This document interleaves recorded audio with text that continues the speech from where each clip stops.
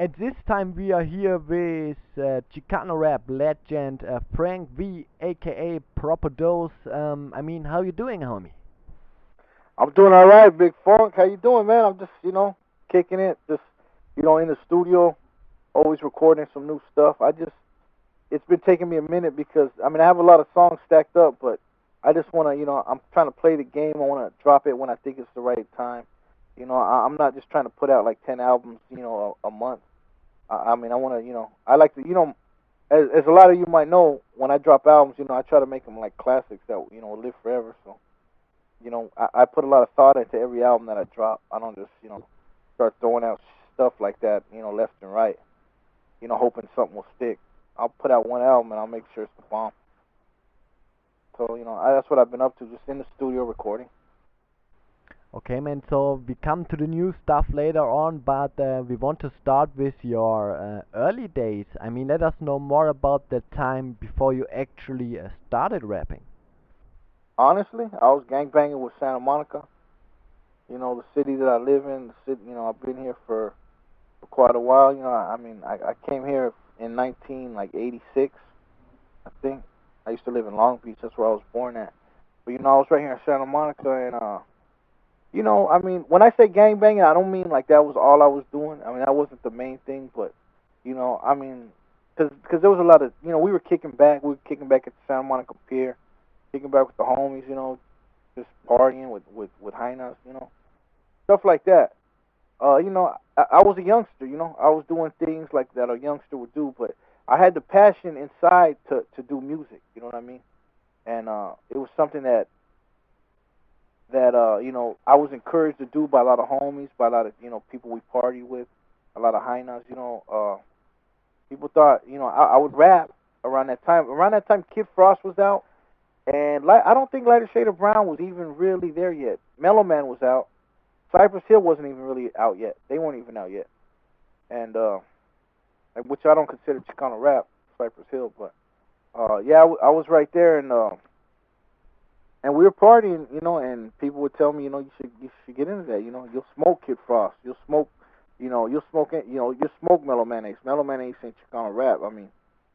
I had a lot of support, I had a lot of encouragement, so I went ahead and I went for it, and that's when I got up in the studio and I met Ernie G, and we got up in the studio and we did Mexican Power, and then on the B side we did a single, we did One Summer Night.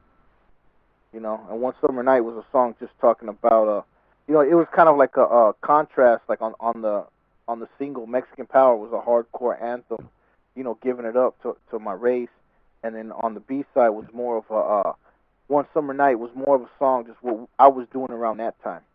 Like if you heard the song, you'd probably know what I was doing around that time because I was just basically telling it like it was.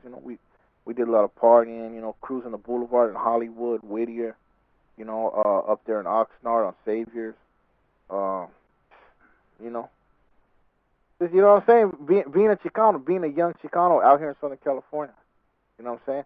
I, there wasn't anything special that I was doing that anybody, or unique that nobody else was doing. You know what I mean? That was G. I was just doing the G thing, though, basically. So how exactly did you hook up with Ernie back in the days? There was a homie, a friend of mine named Victor Campos. He worked right here by my house at Vaughn's Market, and I used to always be walking through the parking lot coming from my neighborhood, and I'd always see Homeboy, and he'd be like, "Hey man, you got to meet this dude Ernie G," and I'd be like, "Yeah, yeah." I'd always put him off. Yeah, yeah, tomorrow, And I had always heard from Ernie G when I got to Santa Monica. When I would rap at the high school, everyone would say, "Hey, you need to hook up with Ernie." I'd always hear this name, Ernie G, Ernie G. You need to hook up with Ernie G. The name would always come up at me. And I'd be like, "Man, who's this Ernie G guy?" But like a year went by. And then finally, my homie Victor Campos, he said, I seen him one day in the Vaughn's parking lot. He said, "Man, it's time you meet Ernie G." I said, "Yeah, yeah." He said, "You always say, yeah, yeah, yeah." He said, "You know what? I get off here like in an hour. I'm going to go to your house, and I'm going to pick you up. And we're going to Ernie G's house." And I said, "All right, I'll be there." He picks me up. He takes me to Ernie G's house. And at the time, he was working with like some black homies like that lived in Santa Monica. He was working with them. Just doing rough demos. I came in. I showed him my lyrics, and we hit it off like automatically. The next day, he basically cut them guys off, and me and him were already like forming something right there.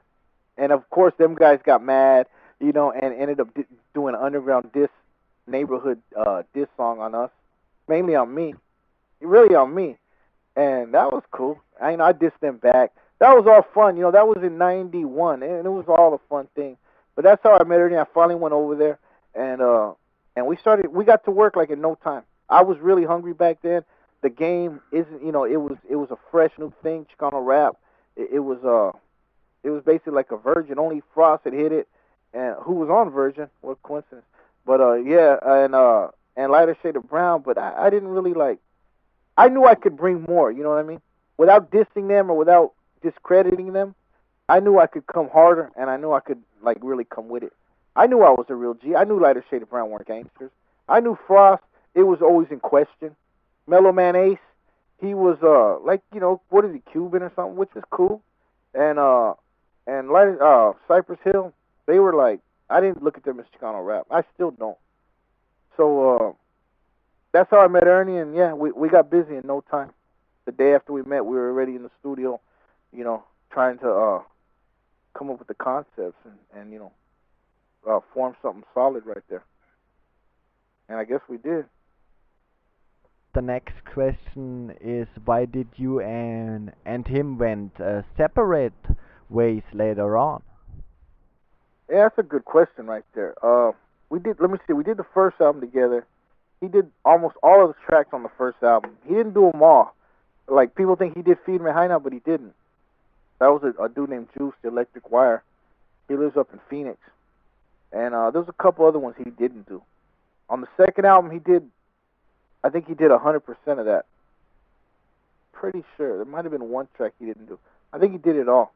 That was We're At It Again in the 1995 release. But after that, we kind of just like me and him just after the second album, it wasn't really a personal thing. It was just it was like more of an individual type thing. He kind of got his own life going. I kind of had my own thing going, with our girlfriends, whatever, having kids. I didn't have any kids at that time, but I think he was working on his first kid, and it's just like you know what I mean? Like time just kind of like just took us apart in a way. Like I don't know, it's hard to explain. We were just living life, basically, is what I'm trying to say. Life was just like we were just. I think I moved to the Valley. I think I moved to North Hollywood, maybe, and he was out here, and we just kind of like went our separate ways for a hot minute. And we talked about getting back together, and we did. Don't get me wrong. We went to the studio. We'd go, but it was like I don't know. A lot of the interest wasn't there. We weren't feeling the vibe. We'd go there. Nothing would really get done. We ended up partying. At that time in '95 or whatever, I was just like, I was just partying like left and right. We go to the studio, and I invite like 5 or 6 or 7 or 8 high-nots to come over. We'd have like cases of beer right there. Every session turned into a party is what I'm trying to say. You know what I'm saying? Every new session we'd have, trying to work on anything after the second album, it was just a party. I ain't gonna lie. I would come ready to party, and I'd be getting laid in the next room, and he'd be doing his thing in the other room, and after I busted my nut, the session was over. You know what I mean? Yeah. So yeah, and I mean, I'm just being straight out with you. After I did that, the session was over, and we'd be talking the next day, like, hey, well, when are we gonna get back up in there again? And we'd go back the next week, and the same thing would happen. So it just kind of like I don't know, it kind of got stale or something. The whole concept of just going in the studio and the hard work and all that just kind of like turned into more of a party. So that's how it kind of happened. It wasn't like one day we got into an argument or anything like that. So when the third album came around in '98, the guy Juice, who had did tracks on the first album, he was living at the studio in Alhambra where we were recording. So me and him just I wanted to start work on the third album, but Ernie wasn't really there. So I said, Juice, why don't you just let's kick the album off, and Ernie will come later. So just do one song, and Ernie will come and fill in. So I'd say, Ernie, we did one song, now come and let's finish it. Yeah, I'll be there next week. He'd start flaking on me. So then a week or two went by, Juice would do another one, and he'd show me a beat. When I'd get there, and I'd be like, "Oh man, that's hard. I have some lyrics for it." Boom, and then he'd do another one. There'd be like three, and I'd be like, "Damn!"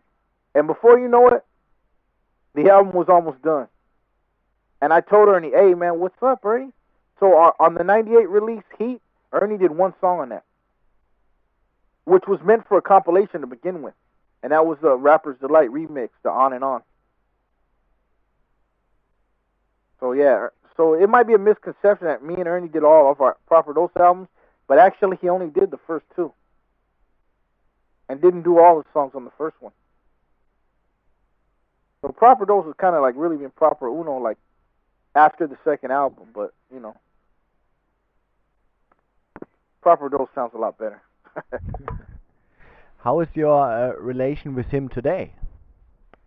We're cool. You know, he doesn't live far from me. We're still both in the hood. You know, he's just working, and he's got a full blown studio right there. It's pretty tight. You know, and I've been there recently, and we're trying to get the old magic back and trying to get in there and I come with some lyrics. He's got the beats, and we try, but it just it hasn't seemed to really like. I mean, I'll never give up. You know what I mean? It's like anything. You know, you just don't want to give up. You just keep trying again. And I'm thinking maybe one day I'll go there, and it'll click like the old days, and we'll just start getting things cracking. But up until this point, personally, I'm cool with him. Hi and bye. You know, we talk on the phone. You know, I hit him up on the internet or whatever. But as far as getting in the studio and just doing some hardcore work, I don't even know if that's anywhere in the near future. I mean, we'll see. You know. I mean, you started your career with the Mexican Power album, and it really opened, I would say, a lot of doors, not only for you, but also, I like to think so. yeah, but also for other Chicano rappers. I mean, let us know more about the whole project. Yeah, it turned into like gang banging, which is cool. I mean, it is what it is. I don't know what to say about why it went like that. Uh, I have been thinking like lately that maybe what if I just you know with all this stuff going on with like Adolf Schwarzenegger, the governor, and like all this stuff they're doing about the deportation and all that. I mean, I think it would be a good time to just come out and like go back to the roots and come back, political like that. Um, I don't know if everybody's ready for it. I don't know if the Chicano rap audience is ready for it. But right now, I think the game is so just jacked up right now and tore up. I mean, I don't even know what the Chicano rap audience is ready for. I mean, I really don't even know. I can't read them. You know what I mean? I mean, I don't know if they want to hear love songs with a talk box all day long, or I mean, I don't know what they want to hear. So I'm just like, you know, it's something I gotta like sit back and think about. And when I drop an album, I like to drop classic albums. So that's why I'm telling you, I'm waiting for the right time. You know, I want to drop something with a lot of thought behind it. I don't want to just put out a whole bunch of albums. It's a bunch of garbage. When it's all said and done, I want people to look back and be like, man, this guy, he put out a lot of, he put out a lot of real shit. And all his albums had meaning behind them. They weren't just, some shit he threw out. So he could get a few G's from royalty or something, and go fucking pay his fucking car payment and buy a bunch of Alizé. I mean, you know what I'm saying? When I do this, I mean, I want everything to count. Overall, out of all the albums you have released so far, I would like to know which one is your favorite. My favorite out of all my albums, I would probably say my favorite album would probably be the last one I dropped, Old School Ways. Uh, I'm sure a lot of my fans have different other favorites. I'm sure that might not be a lot of of my fans' favorite, but that one's my personal favorite because not only do I like a lot of the songs on it, but the fashion that it was created. A lot of it was my own money.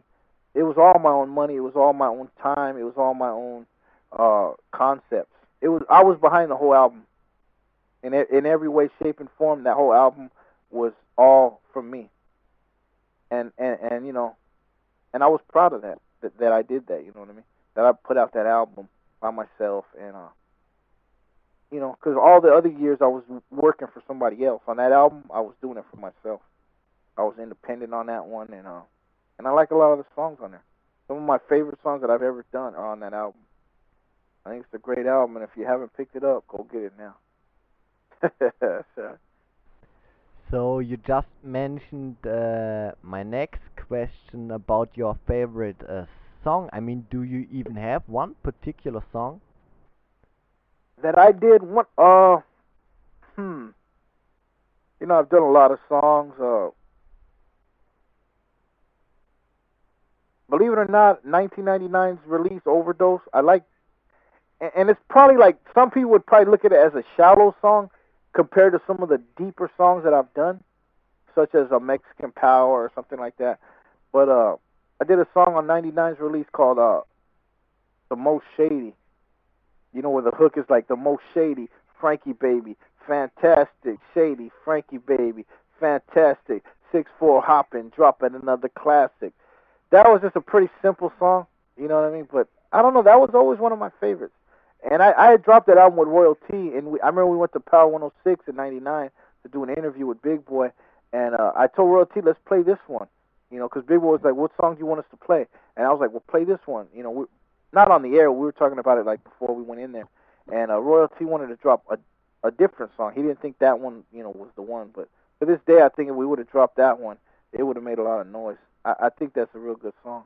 It's real simple, real easy, but it's one of my favorites. But on my new album, Old School Ways, I like the one Another Love Story, and a lot of people have given me a lot of feedback on that one too. That song. I did a song on the Overdose album called Another Love, no, A True Love Story. It was called A True Love Story, where I'm talking about money. It sounds like I'm talking to a girl, telling her how much I love her, but I'm talking about money. You know what I'm saying? Sounds like I'm talking about one thing, but I'm talking about something else. Well, on the Old School Ways release, I did a song called Another Love Story, which is kind of like a part two without calling it a part two. So from a true love story to another love story, and it's called Another Love. It's on my Old School Ways album, and I like that song a lot. It's the same concept.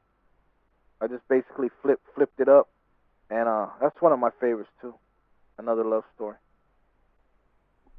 I could sit here and think, and I can come at you with like five more, but just off the top of my head, those are some my favorites. I did one called Father Father also on my Old School Ways album, and I like that one a lot. I'm talking about my dad, rest in peace. A lot of people like that one.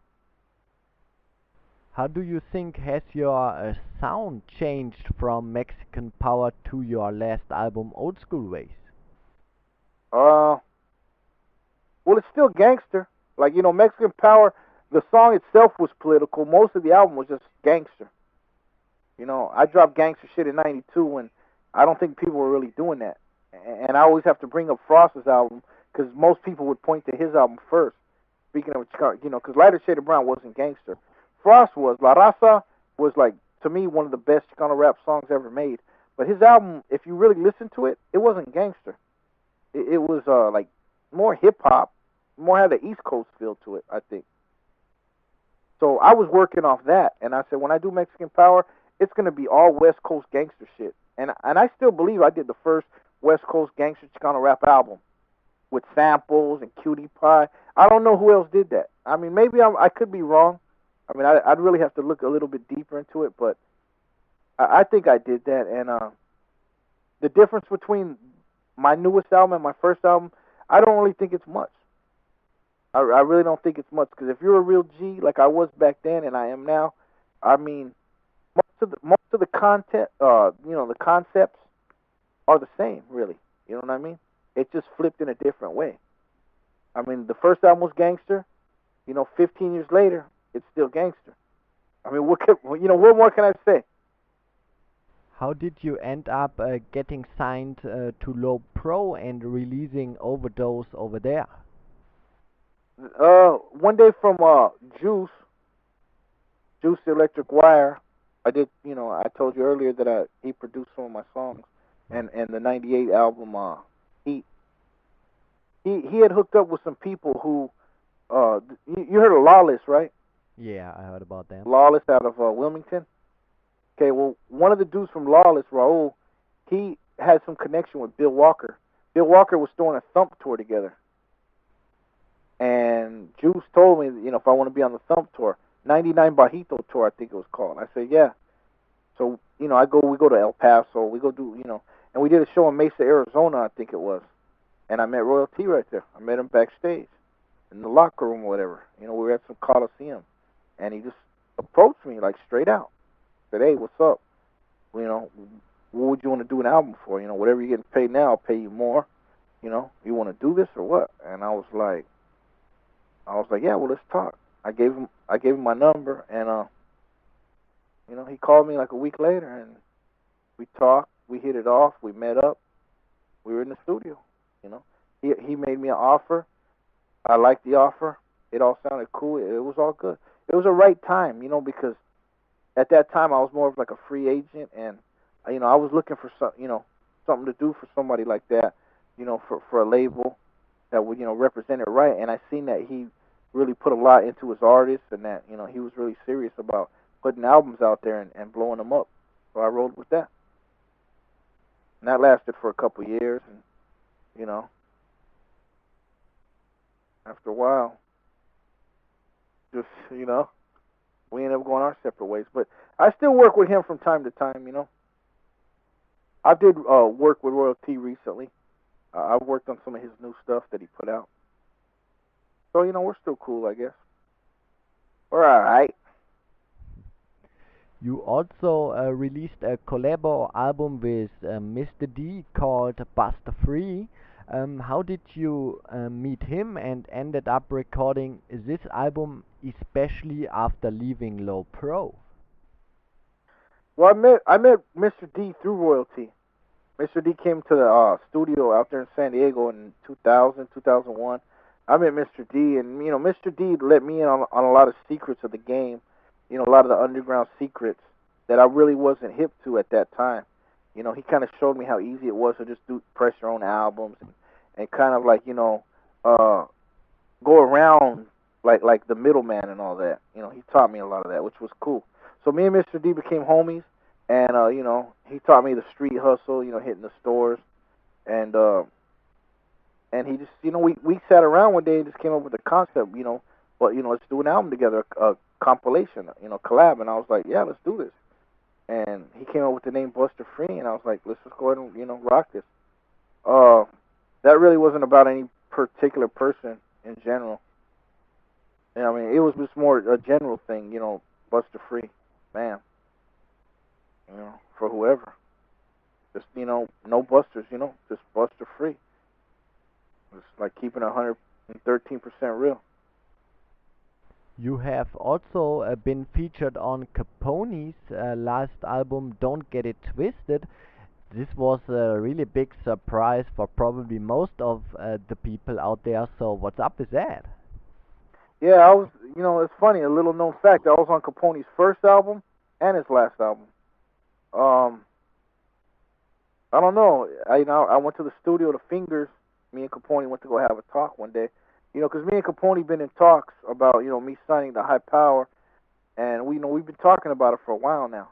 So I went over to have a meeting with him, and they had the track going, and he was like, you want to get on a verse, and I was like, sure.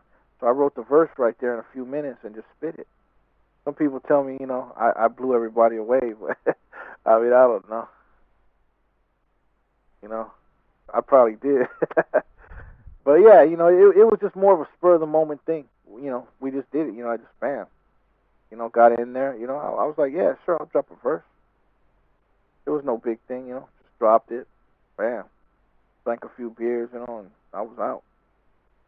So there was really no, I mean, I thought maybe me and him might be doing some work in the future, but I guess we just couldn't get the numbers right. So, but I'm still cool with him. It's all good. No love lost. So overall, do you already know when we can expect some new music from you in the stores? I definitely want to drop something at the beginning of this year. You know what I mean? Like definitely early 2007. I don't want to wait any longer than that. I think early 2007 would be alright. I don't know anything about the tail end of 2006. I doubt that's gonna happen. But 2007 for sure. Early. Get something going on. You have been dissed by Spanky Loco a couple of times. Who? Who's that? Oh, I know who you're talking about. Yeah. That one guy from that 310 something. Yeah, that's right. 310 East. 310 West. 310 West. 310 West. My bad. Yeah, what's up with that guy? Yeah, I heard he dissed me. I didn't hear it actually myself, but I heard that. A couple people told me that. Yeah, I don't know. I don't know. I mean, I think Spanky Loco. I think he's a good kid. You know, I mean, he's out there trying to make a name for himself. I really have no like bad things to say about him. You know what I mean? I mean, I could, but it's just like that's so childish. It's just I'm not even gonna go there with it. I was cool with him. I met him. You know, we're both from the West Side. I'm from Santa Monica. He's from West Side Locals. You know, we met up with each other. I forgot exactly how we did. I met him through somebody. Anyway, we met up and you know, he used to come to my pad and kick it. He wanted to get out there. He wanted to get his name out there. I told him I would help him, and I tried to help him. And you know, I was working on my own things at the time and having my own problems. I guess he wanted me to give him more than I could give him at that time, more attention, more, you know. And I told him, well, I'm an artist too, homie, and I'm trying to do my thing, you know. But you know, I'll try to help you. I try to give him the contacts that I could give him. You know, he'd ask me for phone numbers, and I'd shoot them to him. I guess I wasn't moving fast enough for him, so we kind of, you know, he kind of said, well, you know, he kind of went his own way, you know. And I'm hearing that he's talking behind my back. He's hearing that I'm talking behind his back. So one day he, you know, calls me up and he's just like, you know, what's up? And I'm like, you know, whatever, man. He's like, whatever. And I'm like, what's up? And I don't know. We exchanged a few words and that's pretty much it. You know, there's really no big secret behind all that. You know, that's why I didn't really bother to diss him back and make a big deal and make a whole Spanky Local Killer album because it just, I mean, the whole beef was really about nothing to begin with. You know what I mean? It was really about nothing. So to me, just to go and put all my time and energy and trying to diss him back like that, it was just, it just wasn't even worth it. It's no big thing with him. I don't even know what he's up to now, and I don't. If I see him on the street right now, I mean, I don't even know what to do. I mean, I don't, you know, I don't know what to expect, but you know, I'm ready for anything, so I stay ready. It's all good. You were also hosting the Coco Loco morning show for some time. Whatever happened over there? You know, rumors are saying that Art LeBeau kind of kicked you out of that. Oh, is that really? I never heard that. Uh, hmm. How could I like answer this question without without being too derogatory toward Art LeBeau and his whole organization over there? I mean, that's a tough one. I don't want to, you know, hurt nobody's feelings, but uh, let's just say it was more of me, like just leaving right there. Uh, I have a question for the audience. What are Coco 94's ratings right now? I mean, I've looked at the ratings. They're not impressive. They're very low, and they're a lot lower now than when I left. I mean, that right there is a fact. That's one fact that I could back up. The ratings dropped after Frank V left. So, you know, I don't know what they were thinking or what was going on, but they wanted to bring Flockis aboard and they wanted to try different things, and you know, I wasn't really willing to. You know, they wanted to move my slot around and this and that, and I just, you know, I worked there for a year. I tried. I tried to put a lot into that. It just that's something about that station. It just doesn't seem to really be. Something's not working right there. I don't know what it is. Something just doesn't seem to be any like real chemistry right there with the listeners and the DJs and the staff right there. So you know what I mean? Something's just the formula ain't there. So no, it wasn't like I got kicked out, but no, nothing like that. I mean, and even if that did happen, if that was the case, I mean, it wouldn't have been, you know, it wouldn't have been a big deal. I mean, there was really, you know, it wasn't about the money. I wasn't really getting paid hardly anything. I was just doing it more on the strength. trying to get the station off the ground. But I don't know. It was tough. It was really tough. They got a lot of competition out there in the Central Valley. You know what I'm saying? You got stations giving away Hummers and PlayStations, and we were giving away a CD every month. Every month we probably give away a oldie CD. I mean, I don't know. The whole radio thing is just, I don't know if I'll ever try that again. I tried it. I used to work at Power 106 back in the days, and I don't really think I'm a radio person. I think if I get offered another radio job, I don't think I'll take it. It sounds good, and I'm sure any Chicano rapper would want to jump at that chance. But yeah, I'm a gangster rapper. I'm a gangster though. I'm not a DJ. I can't be phony on the microphone. Hey, how you doing today? I can't do that. I just can't, dog. I try to do it. I try to play the part, be Mr. Happy and Smiley, and take people's calls and play their requests. But man, I ain't trying to do that. That just ain't me. Where do you see yourself and Chicano Rap compared to the time when you and Chicano Rap started? The game is just much different. I mean, I don't want to sit here and get into like bad mouthing the game, because me and you've had like personal talks like off the record, and I could really sit here and just like tear the game apart. I don't really want to do that right now. I'm not in that kind of mood. It just changed a lot. It's bigger, it's broader. I mean, I could say that much. When I got into it, there was 2 or 3 rappers. Now there's 2 or 3,000 or 100, or I mean, there's a lot now. And I mean, I don't know. It's just changed a lot. I don't really want to sit here and criticize everybody, because the way I look at it, everybody out here has their right to try to come up.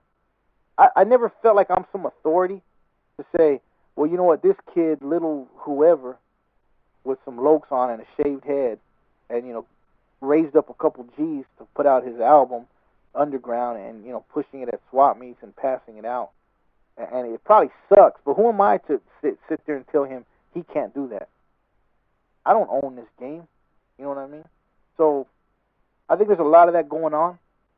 A lot of like terrible, terrible rappers with no talent and really burned out concepts, trying to cash in and trying to get their piece of the pie. And who am I to say that they can't do that? The only problem is so many people are doing that. It's just I think it's eroding the game. It's eating away at it, and the game's just becoming like this. I don't know. It's terrible, man. You go into a swap meet or something. You look in the glass case and everybody looks the same. You're like, damn. Most of the names are the same. You're like, wait a minute. And you listen to the music and it sounds the same. So the big difference to me is when I got in, it was just like, it was more fresh. It was more like people would really pay more attention to it. I mean, it was more exclusive. You know what I'm saying?